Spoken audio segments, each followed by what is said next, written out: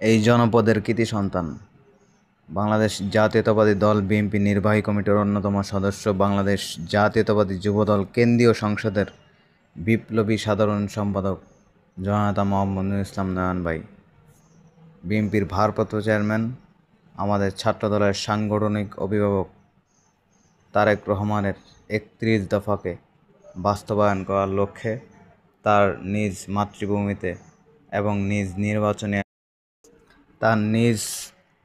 নির্বাচনী এলাকায় আগমন উপলক্ষে হাজার হাজার নেতাকর্মীর ভালোবাসায় সিক্ত হয়েছেন।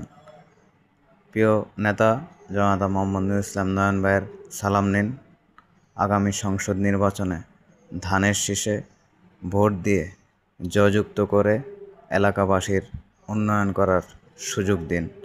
আগামী নতুন বাংলাদেশ বিনির্মাণে ধানের শীষের প্রতীক হিসাবে বাংলাদেশের